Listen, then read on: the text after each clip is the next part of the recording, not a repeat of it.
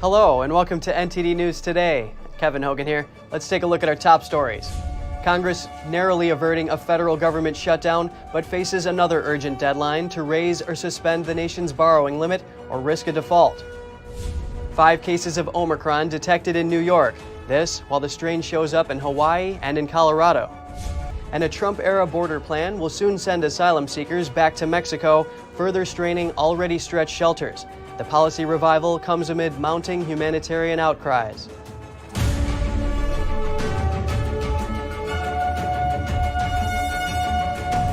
Minnesota, Colorado, and now New York. Governor Kathy Hochul announced 5 cases of the Omicron variant have been detected in her state.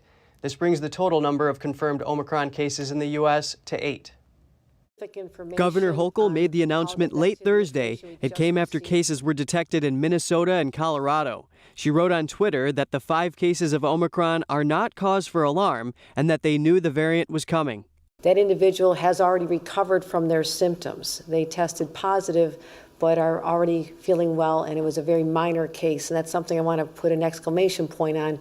While this may be highly transmissible, at least from the early evidence, and again, more information is still forthcoming, we want people to know that the early cases that have arisen are not life-threatening. She called on constituents to get vaccines and boosters and mask up, though she said authorities don't know how vaccines and boosters are holding up against Omicron.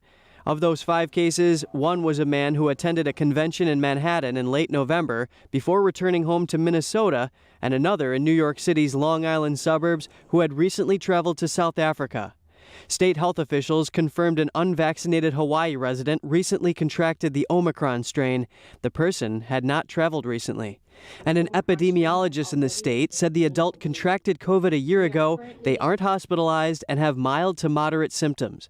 The bottom line in terms of public prevention measures, they are essentially unchanged. So while the variant is something we will definitely want to watch and track, we still anticipate that vaccination is going to be one of the best ways to slow transmission.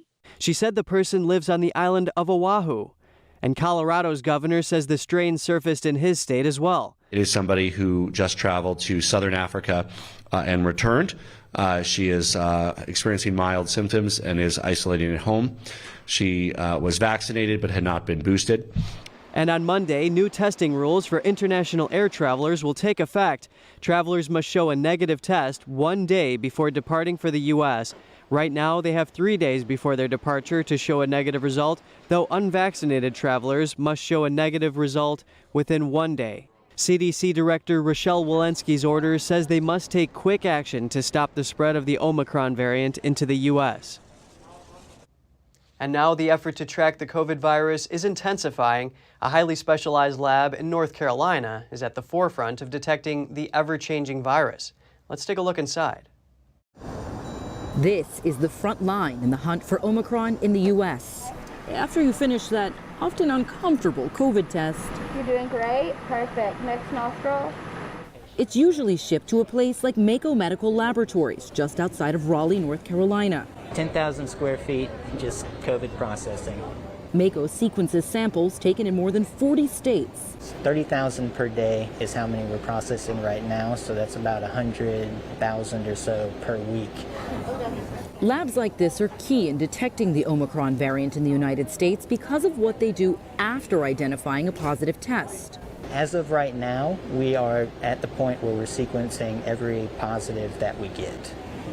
Genomic sequencing, complicated and expensive testing that reveals the precise genetic lineage of the virus, is the only way to identify new COVID-19 variants. Mako is one of just over 60 labs that does sequencing for the CDC's National Strain Surveillance Network. I would say it takes between 2 to 3 days to actually fully get the sequence from confirming a sample as positive to library prepping the DNA and then to actually sequencing that library. The World Health Organization and the CDC declared Omicron a variant of concern after it was flagged by scientists in South Africa. A mutation in the Omicron variant causes a peculiar test result called an S gene dropout. N gene is the blue curve, and then the green curve is the S gene. And it would normally be up there with them? Yeah. Typically, they're all grouped pretty closely together. Making a suspicious case easy to spot for expedited sequencing. We have about 6 samples right now that have that signature S gene dropout. But sequencing is required to confirm Omicron because it isn't the only variant with that type of marker. Scientists at Mako say they've seen many different variants throughout the pandemic. Some, like Delta, become the dominant strain, while others fade quickly or never take off. Right now, there's no way to know what type of impact Omicron could have on the U.S. But they agree that when it comes to cracking COVID, knowledge is power. Google says it's postponing its return to office plan indefinitely amid growing concerns over the Omicron variant. The new policy overturns an August mandate requiring employees to turn up in the office a few days a week, starting January 10th. Company executives now say the plan would be moved beyond that date. The move also comes amid resistance to Google's company-mandated vaccinations. CNBC reported last week that hundreds of employees protested the company's vaccination mandate for those working on government contracts. Google says nearly 40% of U.S. employees have come into office in recent weeks, with higher percentages in other parts of the world. Google is one of the first companies that asked its employees to work from home during the pandemic. It has about 85 offices across nearly 60 countries. The National Football League announces the suspension of Tampa Bay Buccaneers wide receiver Antonio Brown and 2 other players for violating its COVID-19 protocols. A review with the NFL Players Association and the league found that Brown, safety Mike Edwards, and former wide receiver John Franklin misrepresented their vaccination status. Brown and Edwards have each been suspended without pay for the next 3 games. Franklin is a free agent and is not eligible to play in the next 3 games if signed by a team. Brown's lawyer says he is vaccinated, but chose to accept the NFL's decision in order to get the case wrapped up quickly. He says Brown will use the time away to treat his ankle injury.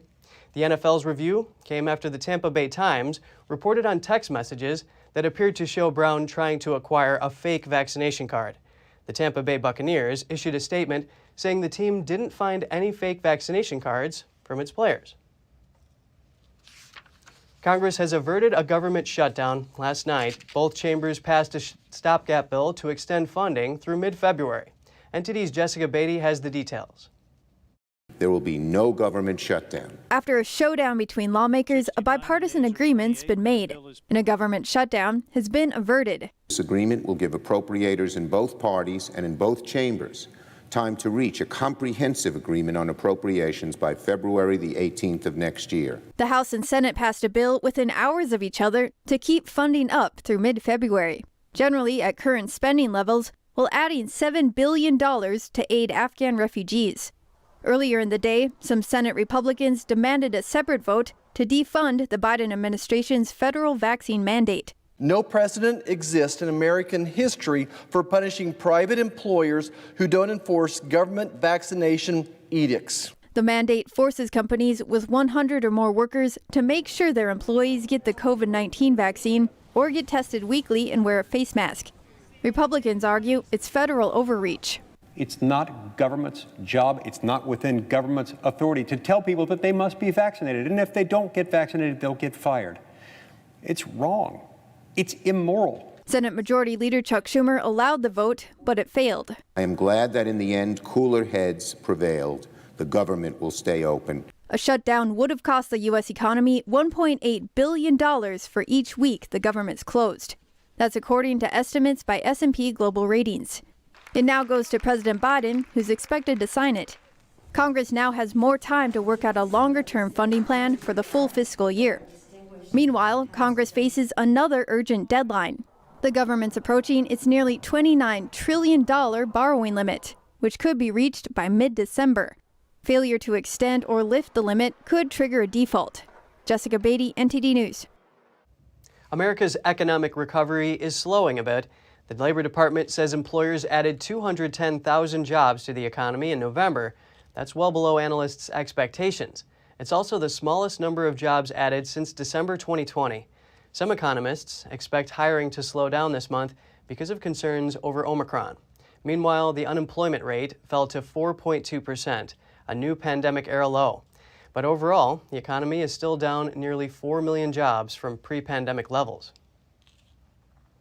The Federal Reserve says many parts of the country were hit by supply chain disruptions and labor shortages in November. And the Fed's 12 regional banks reported on economic growth. In a survey of business conditions around the country, the Fed's 12 regional banks found that the economy continued to grow at a modest to moderate pace. The outlook for future growth remains positive. But some of the Fed's business contacts are uncertain, saying they don't know when supply chain bottlenecks and labor shortages might begin to ease. Pandemic-induced supply chain blockages have created unprecedented shortages in a wide range of products. Earlier this week, Federal Reserve Chairman Jerome Powell said that the word transitory would no longer be used to describe the country's rising rate of inflation. A former house manager at Jeffrey Epstein's Florida estate says he recalls driving a woman who testified against Ghislaine Maxwell. Juan Alessi's testimony comes on the fourth day of Maxwell's sex abuse trial in Manhattan federal court. Alessi worked full-time for Epstein from 1991 to 2002. He says he remembers seeing the woman known in court by the pseudonym Jane at the Florida house. He says she appeared to be 14 or 15 years old. Alessi said he would drive Jane alone to the home where she spent time with Maxwell and Epstein. Prosecutors say Maxwell recruited and groomed underage girls like Jane for Epstein to abuse between 1994 and 2004, and that she participated in some of the sexual encounters. Maxwell has pleaded not guilty to 8 counts of sex trafficking and other charges. Maxwell's lawyers say the memories of Jane and 3 other accusers expected to testify have become corrupted over time. They also say that they have financial incentives to implicate Maxwell. The U.S. Justice Department is investigating the sexual harassment claims made against former New York Governor Andrew Cuomo. A document made available by the state of New York on Thursday details a contract. The document was approved by state officials earlier in the week for legal services. The current governor's office is responding to multiple state and federal investigations into the Cuomo administration. Thursday's record notes that Cuomo also faces other inquiries, including his handling of CCP virus-related deaths in nursing homes. The department had decided against opening a civil rights investigation into that issue last summer. Questions also exist over whether Cuomo used state resources to write a book chronicling his leadership during the height of the pandemic. The D.O.J. did not immediately respond to requests for comment, while Cuomo could not be reached for one.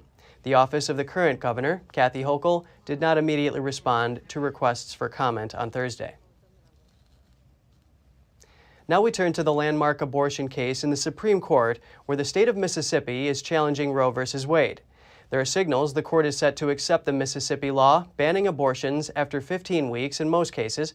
The ruling, which is expected in June, could either keep or strike down Roe v. Wade or limit it. Earlier, I spoke with Aaron Solomon, who is the chief legal analyst for Esquire Digital, to learn more about the arguments on both sides. I would say that the most compelling argument that I heard yesterday in oral arguments was that Mississippi law still leaves months to obtain abortion for what they consider to be robust exceptions. And I would also say that Stewart's argument that the lower courts may have misinterpreted or overextended Roe and Casey in this case is something that the Supreme Court is going to look at. And when we talk about stare decisis, where precedent makes the rule of the land, do you think that this is going to be what determines the outcome? Well, I think one of the greatest things that I heard from the justices yesterday was what Justice Breyer said in the beginning. And what he said is the notion of stare decisis should be used to overturn Roe only if Roe is a case that is not an exceptional case, only if it's an ordinary case. Clearly, Roe and Casey are both extraordinary cases, and any court should be far more unwilling to overrule a case like that and to stay with stare decisis absent a compelling reason not to, which the court may find here and does.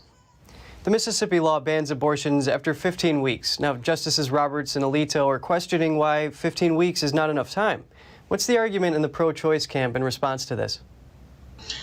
Well, I mean, it's a really good question. So we've known for about 30 years that the generally medically agreed upon time that a fetus becomes viable is, let's call it 24 weeks. There's debate between 24 and 25 weeks.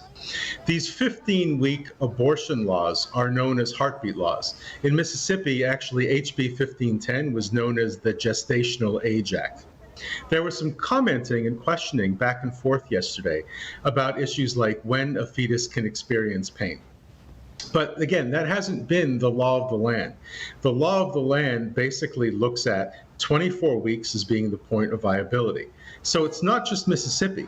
It's 19 other jurisdictions as well that have either in the books as good law or are considering similar heartbeat legislation, which is part of the reason why Dobbs, the case yesterday, is so important, because Mississippi is representative of many other states who are looking at passing 15-week legislation.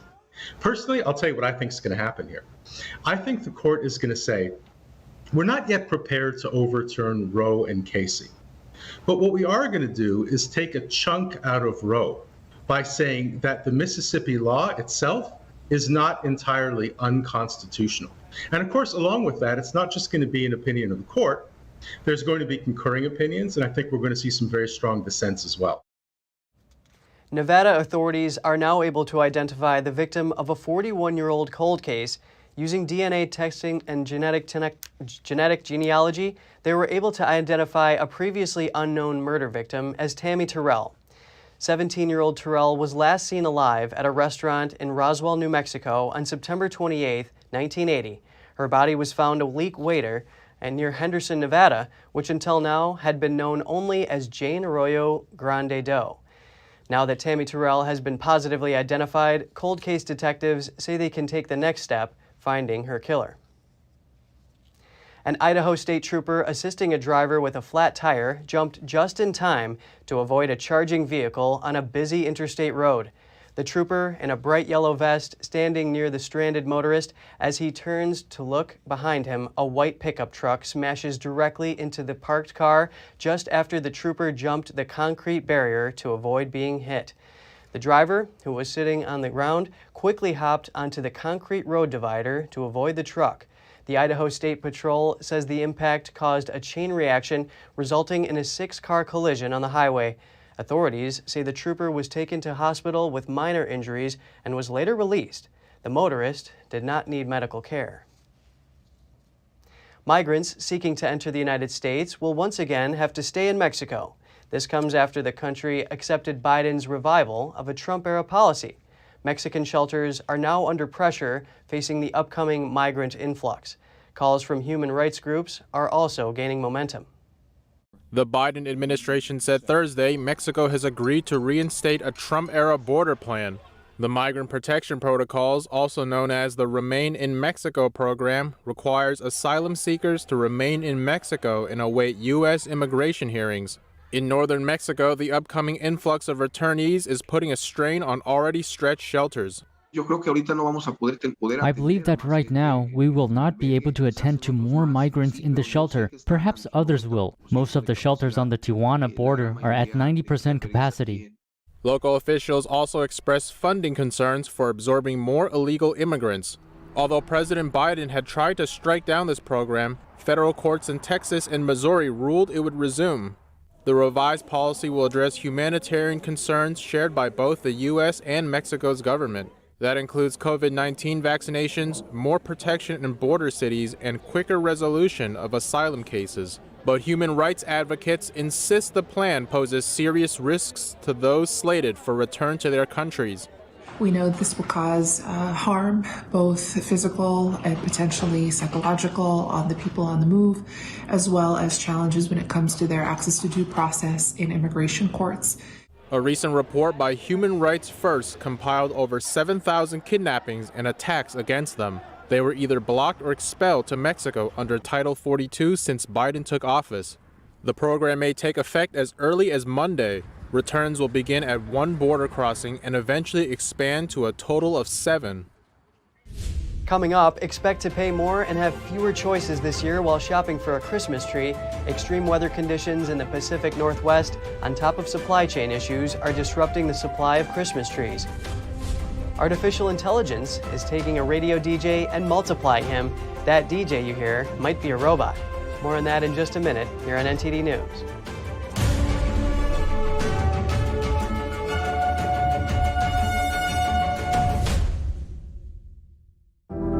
Secure, the true solution for your digital privacy and security. Secure is a private and secure messaging and email solution hosted in Switzerland, using military-grade encryption and Swiss privacy laws, giving you true privacy. Secure is 100% private and does not collect or sell any of your personal data. Secure's Helix technology connects you securely to our Swiss servers without the need of a VPN, guaranteeing privacy and security for all your communications. Secure Messenger doesn't require your phone number or any personal data that hackers target. Chat by Invites allows you to chat privately and securely with anyone outside of your secure network without the need for others to download Secure. Secure Send offers you a private and secure way to email anyone outside of Secure. You won't find this level of privacy or security on any other email or instant messaging application. Visit secure.com. Regain and protect your privacy today. Hello, I'm Mike Lindell, the CEO of MyPillow. Cancel culture has not only affected myself and MyPillow, but millions of you out there. My employees and I want to personally thank each and every one of you for all of your support. At MyPillow, we not only have pillows, but we have hundreds of products, including my new slippers, bathrobes, sleepwear, and my new beds. We're offering the best gifts ever for the best prices ever. For example, we have this exclusive offer on the standard size MyPillows, regularly $69.98, now only $19.98 with your promo code. We also have the queen size MyPillows, regularly $79.98, now only $24.98 with your promo code. And we have the king size, regularly $89.98, now only $29.98 with your promo code. So go to mypillow.com now and use the promo code on your screen or call the 1-800 number below to receive this exclusive offer.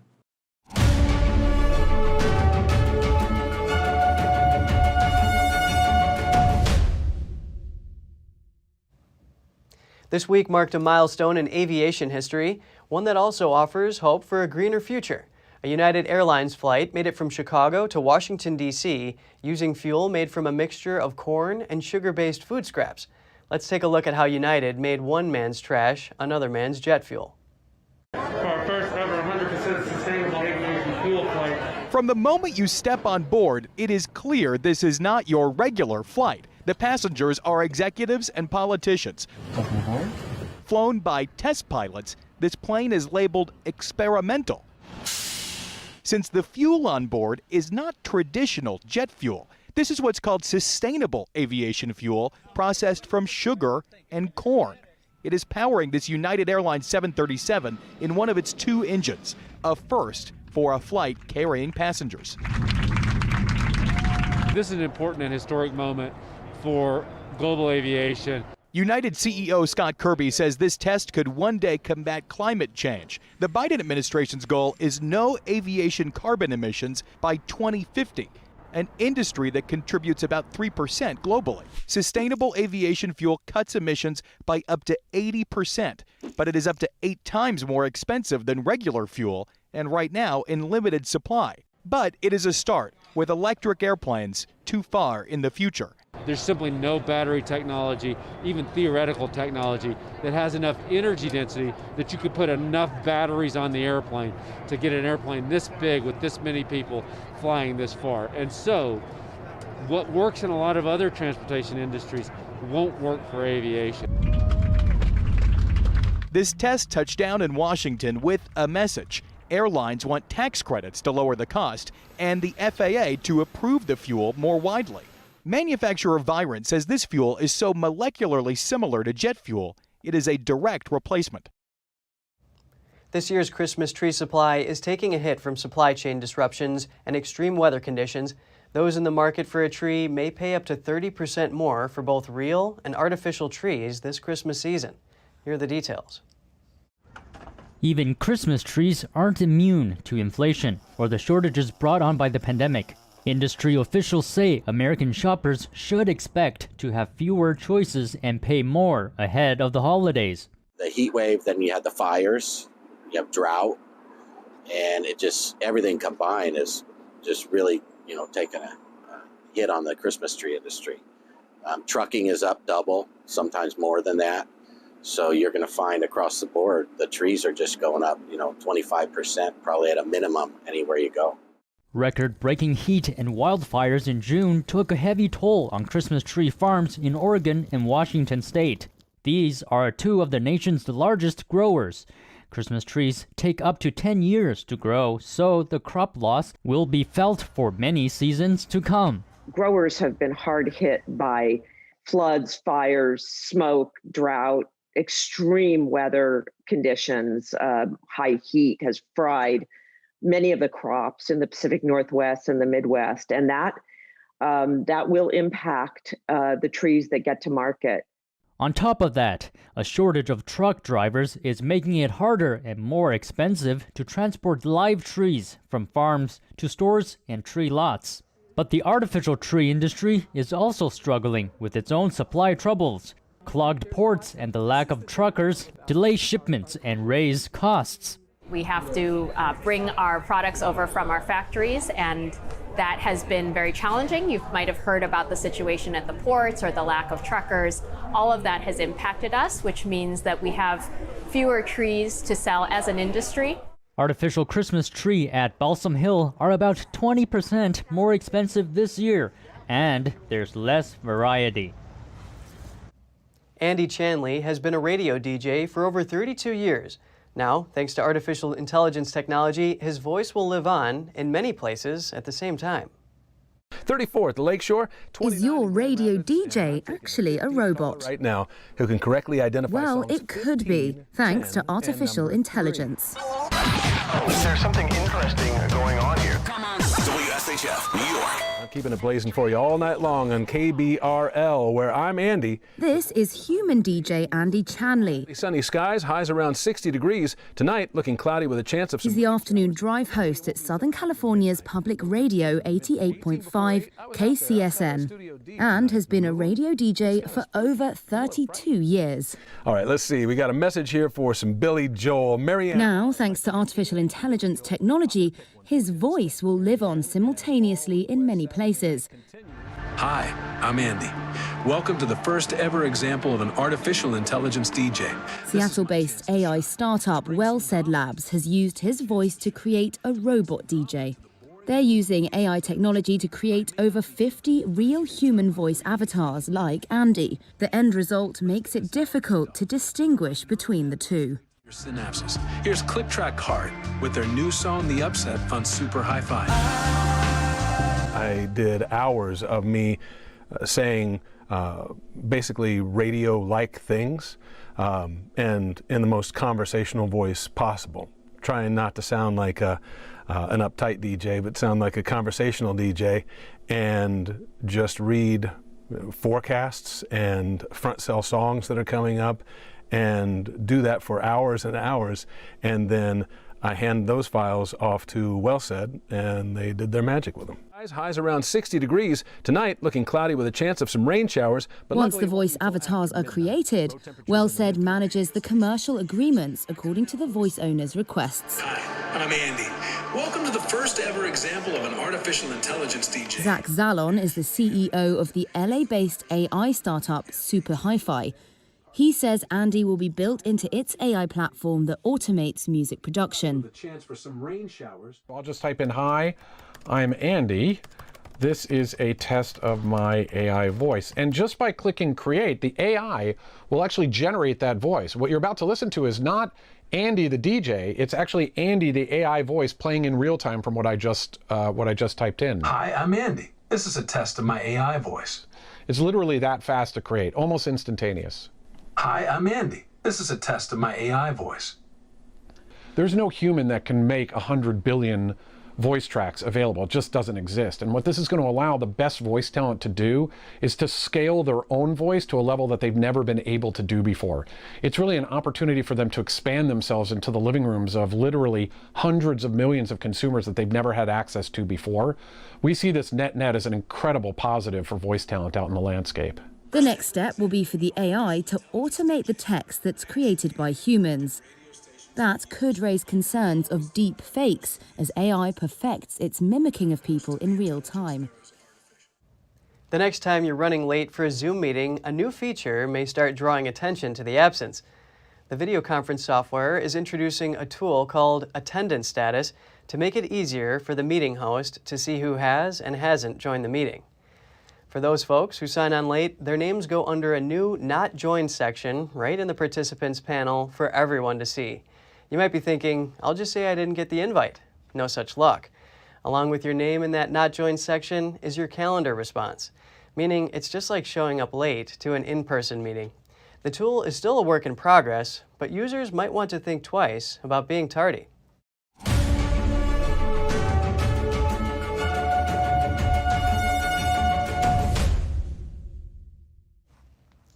In Washington, D.C. on Thursday, members of Congress introduced a bill to teach young people about communism. They're concerned the lack of education about communism has led America's youth to support an ideology that Congress members call inherently evil. NTD's Melina Weisskopf brings us more from Capitol Hill. A group of Congress members expressing why they say the specter of communism is a bigger threat now than ever before and how to overcome this threat. One Congress member says it's every single person's responsibility to take action. It is now our responsibility. Nobody else, every single one of you, it's in your hands. The Congress members are introducing a bill called the Crucial Communism Teaching Act, an effort to teach America's young people the legacy of communism. The Soviet Union is gone, but that legacy has lived on. Started with the radicalism of Marxist-infused radicalism in the 60s, up until the CRT radicalism of today. It's all from the same vein. The threat of communism, the evil of communism, the inherent evil of communism. An ideology that's led to countless deaths and ongoing persecutions against people of faith. The Chinese communist regime today still jailing, torturing, and killing Falun Dafa practitioners and Uyghurs. My sister has been detained since September 2018. More than 3 years now, 3 years, 3 months. I have no idea where she is. The conscience of the world, conscience of the humanity is at test, and we will be failing it. So we must act. The lead sponsor of this bill, Congresswoman Maria Salazar, comes from a family who fled communist Cuba. She tells us the young generation put Fidel Castro in power because they didn't understand the true nature of communism. Very concerned that future generations, my grandchildren and my great-grandchildren, will say the same thing to us. You didn't teach us how bad this was, and unfortunately, socialism and communism is very pernicious. Once it's in, it's like a pit bull. It grabs you and is not going to let you go. It's an attack on the human fiber. It's an attack on humanity. It's evil. It's very evil, and being so evil, it only destroys the human soul and everything with it. And Congressman Jacob says Americans are more vulnerable to this threat now, as principles of faith and family are under attack. Our faith has been rocked. People believing in God and going in church is weakened right now. Our family structures in a lot of places are weakened. A 2020 poll reveals that 1 in 5 millennials views communism favorably. And there are even more, 1 in 3 from Generation Z, who buy into the ideology. Socialism is very appealing to young people. It's very utopian. It's this wonderful idea that we can all have what we want and it will just work, except it never works because it goes directly against human nature. It is a subversive effort. It started with the Soviets. The Soviets have been doing it for decades.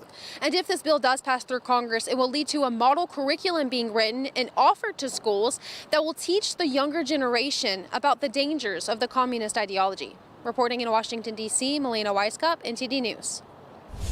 Just ahead, this Christmas tree in London is an annual gift from Norway, but it doesn't seem to be very well received this year. Some are criticizing it for being bare and asymmetrical. And 30 wild white rhinos have arrived in their new home after a 2,000-mile journey.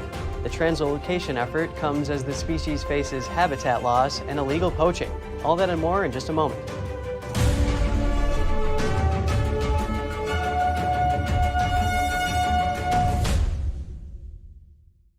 the worst genocide in human history, also destroyed the lives of thousands of Jewish survivors still suffering today. God calls on people who believe in him to act on his word. Comfort ye, comfort my people. Especially during this holiday season of Hanukkah. When I come here and I sit with Lily, I realize what she needs right now is food. These elderly Jews are weak and they're sick. They're living on $2 a day. This now is how God's children are living. Take this time to send a survival food box to these forgotten Jews. The International Fellowship of Christians and Jews urgently need your gift of $25 now to help provide one survival food box with all of the essentials they critically need for their diet for 1 month. Your special holiday gift will provide everything they need to celebrate the miracle of Hanukkah. This is the first time in over 70 years that she has anything to do with faith. The communists came and wiped it out. Your grandparents? And now we're coming to her and we're saying, it's okay to have faith. It's okay to light the Hanukkah candles. For just $25, you can help supply the essential foods they desperately need for 1 month. For over 35 years, this trusted ministry has given Christians like me a way to tangibly bless Jewish people who are in need throughout the world. God tells us to take care of them, to feed the hungry. And I pray Holocaust survivors will be given the basic needs that they so desperately pray for to survive.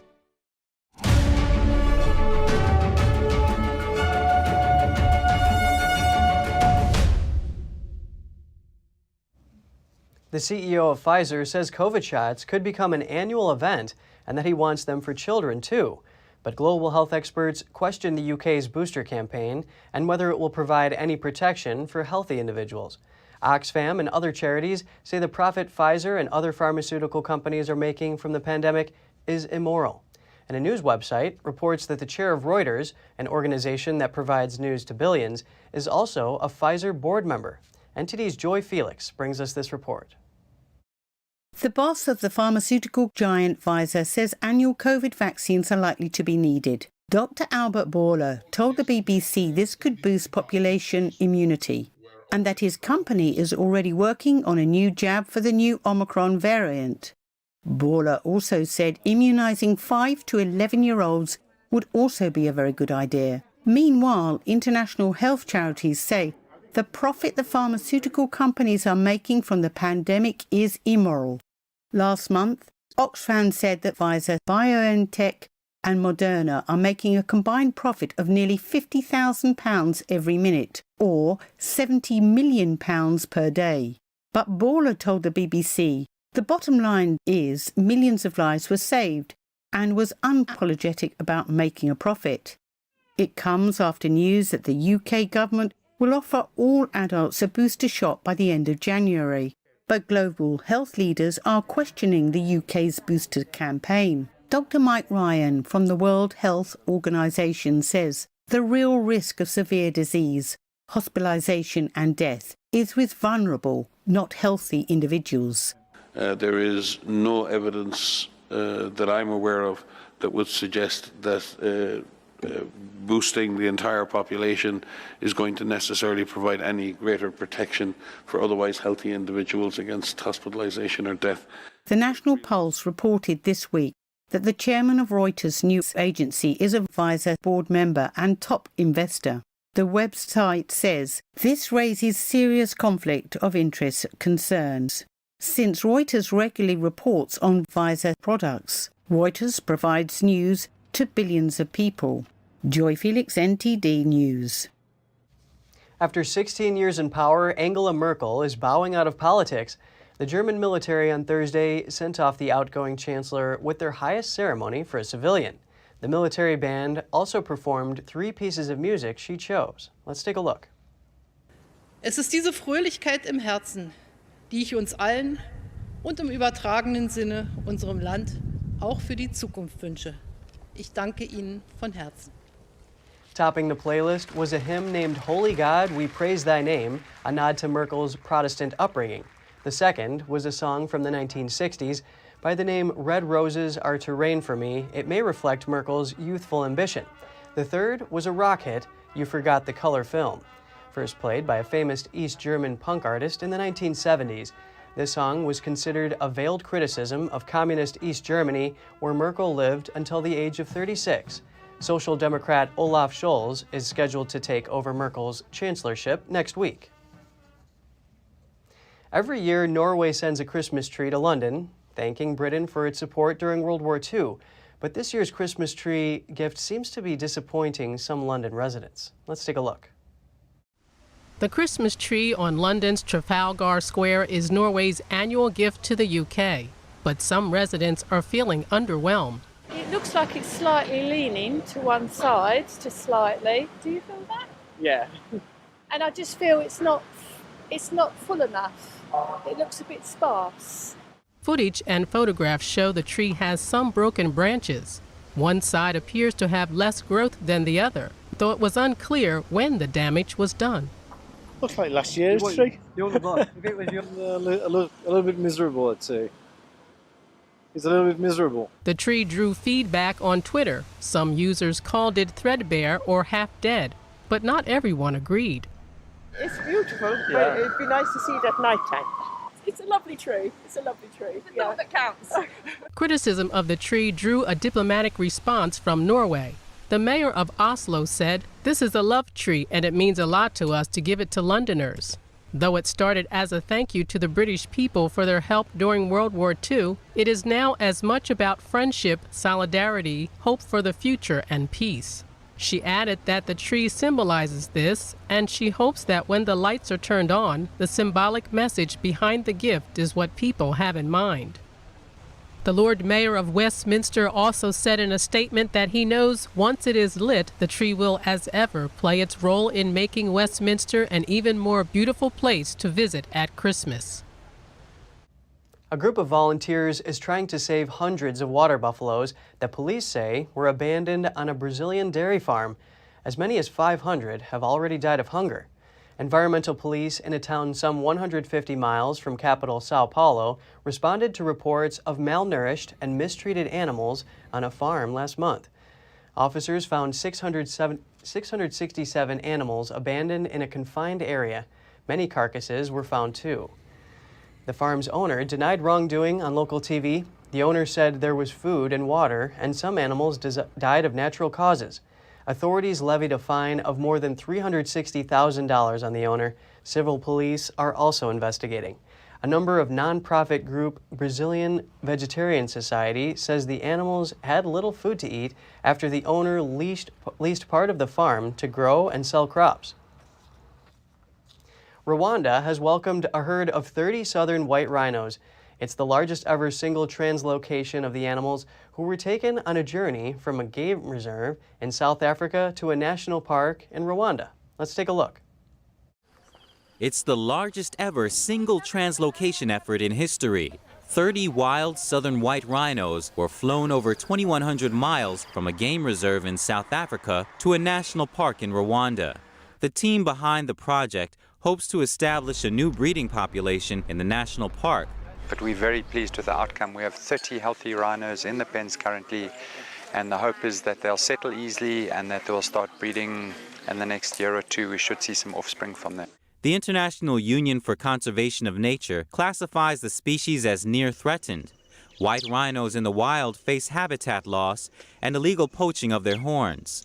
A team of well-armed rangers and vets will keep the animals safe from poaching and disease in their new home.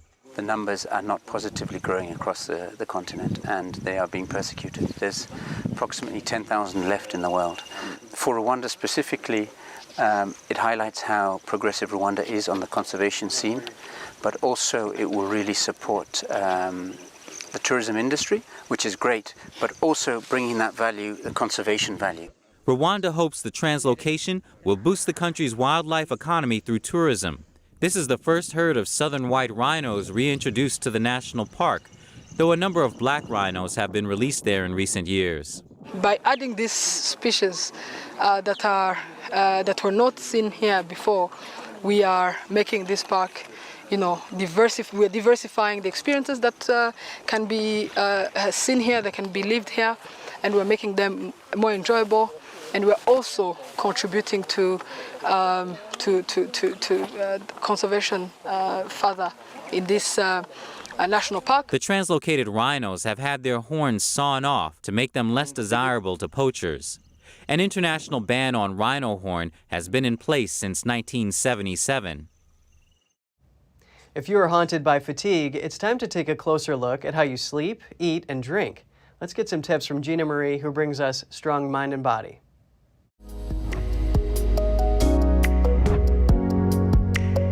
Welcome to Strong Mind and Body. I'm Gina Marie. Everyone has experienced what it's like to get tired now and then, but fatigue works a little differently. Fatigue is characterized as having a sense of extreme exhaustion.